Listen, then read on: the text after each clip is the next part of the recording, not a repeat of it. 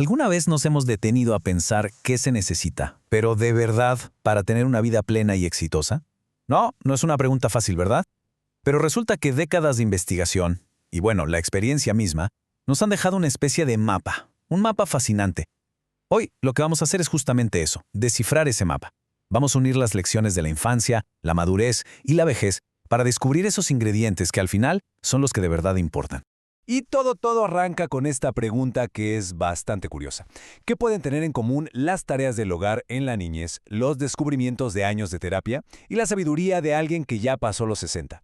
A simple vista parece que nada, pero créanme, la respuesta es el hilo que conecta toda una vida. Así que bueno, vamos a sumergirnos en esto. A ver, empecemos por donde se debe, el principio, la infancia. Es aquí donde se ponen los cimientos de todo. Y para entender esto bien, tenemos que hablar del estudio más largo que se ha hecho en la historia sobre el desarrollo humano. Imagínense esto, en 1938, unos investigadores de Harvard se embarcaron en una misión monumental. Decidieron seguir la vida de 724 personas, desde que eran adolescentes hasta la vejez. Analizaron sus sueldos, sus cerebros, sus relaciones, absolutamente todo. Y después de 85 años de juntar datos, los resultados fueron, pues, bastante sorprendentes. Miren, lo primero que encontraron fue lo que no era tan importante. Resulta que esas cosas que siempre asumimos como las claves del éxito, ya saben, tener un coeficiente intelectual altísimo, venir de una familia con dinero o sacar las mejores calificaciones, pues no eran los indicadores más fuertes de éxito profesional. Entonces la pregunta es, ¿cuál era el factor decisivo? Así como lo oyen, las tareas del hogar. El predictor más potente que encontraron, después de casi un siglo de estudio, fue si la persona había hecho quehaceres en su infancia. Cosas como lavar los platos, sacar la basura. Acciones que parecen insignificantes, pero que escondían una lección fundamental sobre cómo se forjan los hábitos y, en el fondo, la identidad. Es que estas tareas enseñan algo que ninguna escuela puede enseñar, lo que llaman la ética de la contribución. Se trata de entender que el mundo no gira alrededor de uno, que somos parte de algo más grande, de un equipo, y que nuestro esfuerzo cuenta para que el grupo funcione. Los niños que aprendieron esto se convirtieron en adultos con más iniciativa, más empáticos y que sabían lidiar mejor con la frustración. Aprendieron simplemente a hacer el trabajo que se tiene que hacer. Ok, ya vimos los cimientos en la infancia. Ahora pasemos al motor que nos mueve en la edad adulta, nuestra mente. De las acciones de afuera nos vamos al universo que llevamos dentro, ese que define nuestra experiencia de todos los días y cómo nuestros pensamientos van moldeando la realidad. Mucho del sufrimiento que experimentamos viene de algo curioso, de viajar en el tiempo con la mente. Piénsenlo, la depresión muchas veces es un exceso de pasado, nos quedamos anclados en lo que ya no podemos cambiar. La ansiedad, por otro lado, es un exceso de futuro, sufrimos por cosas que ni siquiera han sucedido. Nuestra mente es increíble, crea estos lugares imaginarios, y justo ahí es donde vive gran parte del malestar. ¿Y la solución? Pues es volver al aquí y a la ahora. Como dice esa famosa frase, el hoy es un regalo, por eso se llama presente. Es que en serio, anclarse en el momento actual, ahí es donde está la calma, donde desaparece gran parte de esa lucha interna. Y aquí hay que cambiar un poco la perspectiva. Las emociones no son problemas que hay que evitar, sino señales. Señales valiosísimas. El miedo, por ejemplo, nos está mostrando qué es lo que de verdad nos importa. El enojo nos avisa que un límite personal fue cruzado y hay que ponerle atención.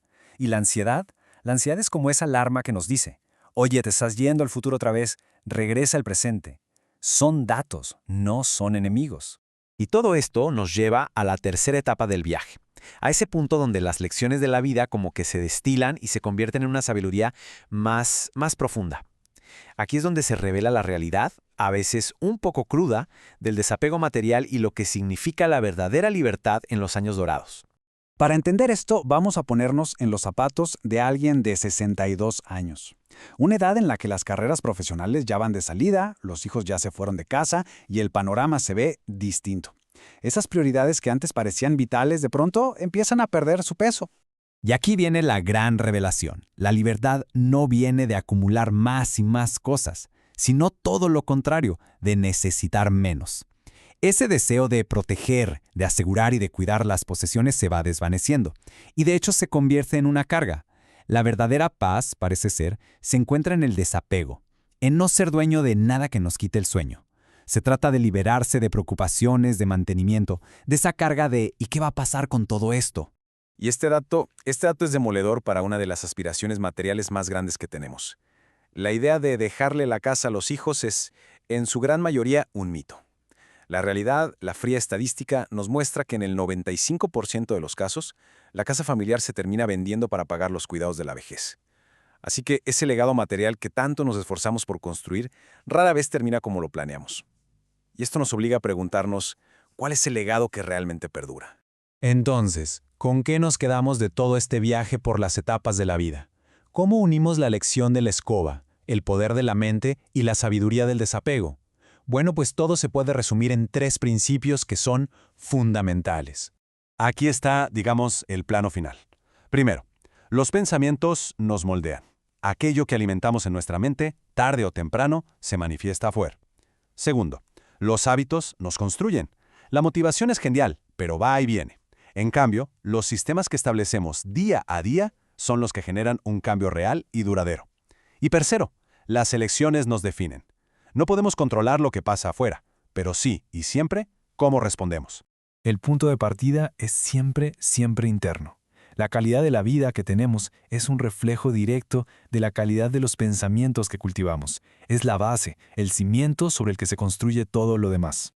Y con esto volvemos a la lección de la escoba. No se trata de un gran acto heroico de un día, no. Se trata de esas pequeñas acciones que hacemos una y otra vez. Los hábitos son, literalmente, los ladrillos con los que edificamos la persona que queremos ser. Y este es el punto clave, el más importante quizá. Al final del día, el único poder verdadero que tenemos está en nuestras elecciones, en cómo decidimos actuar, qué decidimos pensar, cómo decidimos sentir, momento a momento. Esta es nuestra firma en el mundo. Así que la pregunta final es para llevársela de reflexión. Si cada pensamiento, cada hábito y cada elección es un ladrillo en la construcción del futuro, ¿cuál es el siguiente ladrillo que vamos a colocar? La decisión empieza ahora mismo.